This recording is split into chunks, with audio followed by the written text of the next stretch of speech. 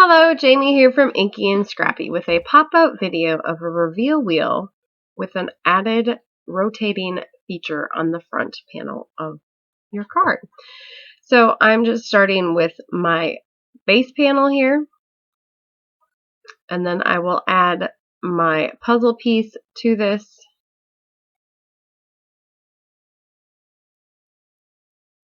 Line that up, pop that in, and then I will also cut a panel from black cardstock and the reveal wheel from black cardstock. The panel that was galaxy papered on was from a watercolored panel, and it wasn't the thickest or the sturdiest, so I didn't feel like it would withstand the rotating.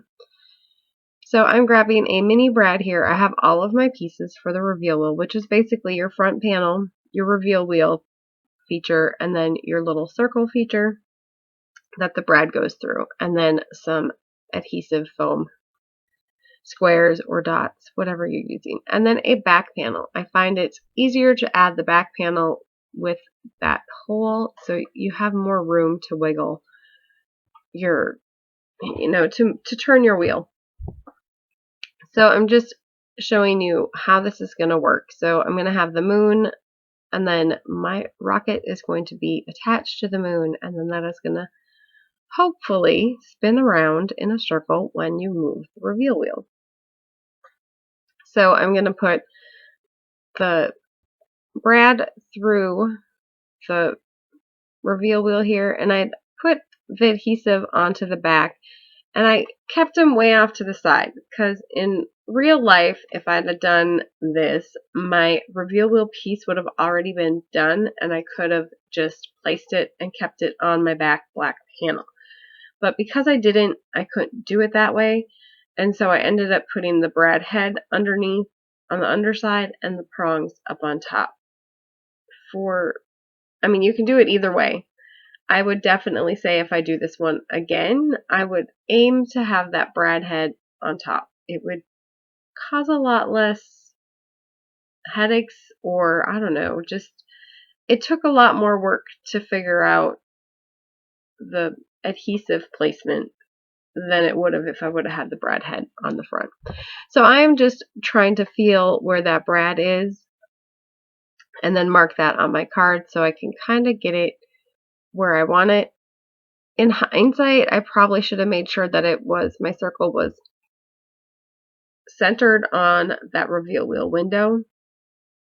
And so you want your circle to be smaller than your featured item that you're going to put on top of it, but it also needs to make sure that you leave enough room for your reveal wheel window to work properly, and not, you don't want it to be so thin that it's going to break, because you can't stabilize it with anything for it to work. So I ended up going with a little circle from the Bubble Sentiments there from Fawn,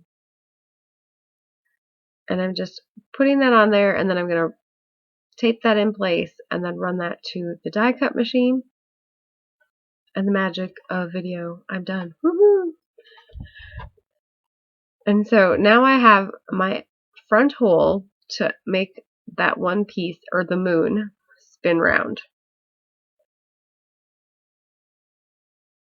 So I don't want anything to hinder my movement on that reveal wheel piece. And since those brad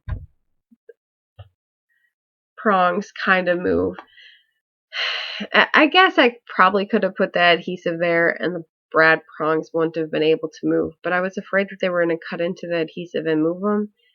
And so I was probably more cautious than I had to be. In the great scheme of things, I probably wouldn't have needed to. So I'm just going to pop those prongs back up, and I could not find my wire nip for the life of me, so I end up coming in with my pair of scissors. Yes, I know. At least it's my old pair. I have a new pair, but I tend to always grab my yellow ones anyways. But I just ended up using these to snip off the prongs a little bit, make them a little bit shorter.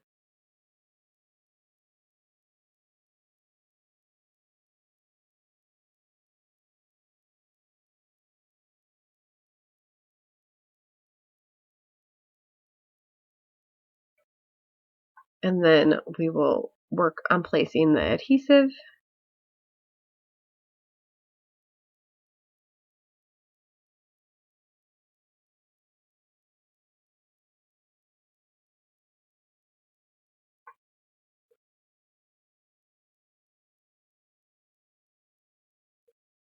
And if you can place that top panel on your finished card and then do this like as the last, towards the last quarter, once you've already had it on there, it's probably easier to place than trying to continually line up that back panel. But for demonstration purposes, this is how I did it for you.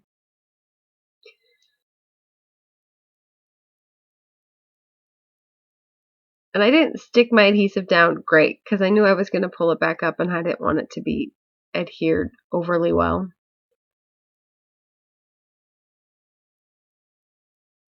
And so just making sure, and because I'm not on center on that wheel, I had to make sure my adhesive was inside the circle far enough that it wasn't going to hinder going, it wasn't going to rub on the outside when it went around, if that makes sense.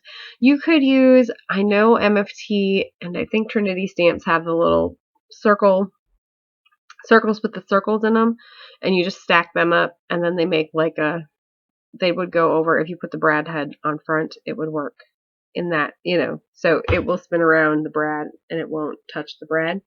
That would also work for this feature. And then I'm just going to put my rocket on, and I put it on this way for demonstration purposes, and then I realized I needed it to spin around the other way for my actual wheel. And then making sure that your words aren't going to be underneath where the rocket closes over that window, because you aren't going to be able to see what is in the window when the rocket is right there. So figuring out sentiment placement while you're doing it. And that is how to add a circle or a movable feature on the front of a reveal wheel. So there is a look at the finished card, going around and round. And yes, I played with it. It was really fun. So I hope you enjoyed. I hope that helped. And if you have any questions, please do not hesitate to let me know. Thanks for watching. Thanks for subscribing. See you next time.